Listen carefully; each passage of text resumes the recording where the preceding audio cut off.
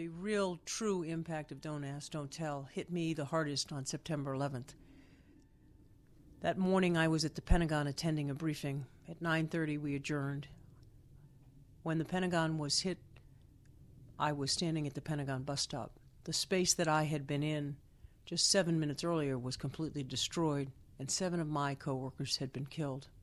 I realized that if I had been killed, my partner quite literally would have been the last to know, as nowhere in my paperwork, my emergency contact information, had I dared to list her name.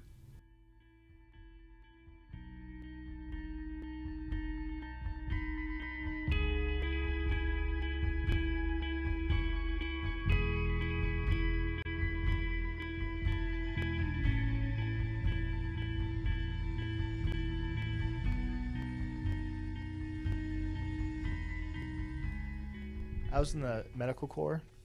On my first tour, I provided emergency medical care on the streets of Baghdad. I was discharged in June of 2008 under Don't Ask, Don't Tell after I spoke out on 60 Minutes about being gay and serving in the military. When my command knew that I was gay, they wanted to retain the best and the brightest. They wanted to keep someone that was doing their job, doing it well, being promoted. Once it became so public, their hands were tied, and I think pressure came down from the Pentagon saying we need to discharge the soldier because he's violating Don't Ask, Don't Tell.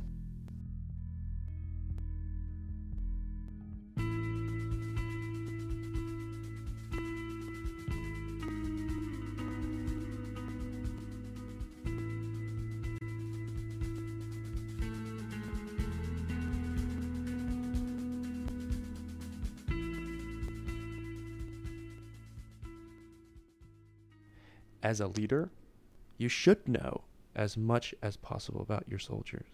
If you care about the mission, then you care about your soldiers. And the support systems and networks that really sustain the soldiers, many times you don't have to look farther than their homes and their love relationships.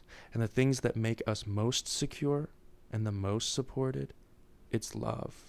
You could even extend it to the point of saying the most important factor for our national security is what you'll find at home.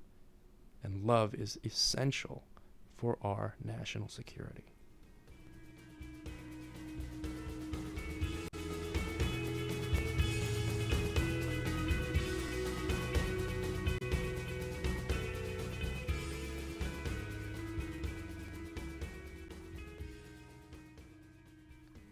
When my ex was injured in Afghanistan, I just broke down. I started crying, screaming, kicking a Humvee, throwing stuff. There's nothing you can do about it. You can't talk to your buddies about it. You can't get counseling about it. You can't even talk to a mental health professional about it.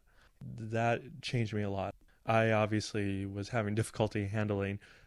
So eventually I did start coming out to the point where I was about as open as you could be without getting kicked out. But they were fine with it for the most part, basically because I did a good job and I was a good soldier.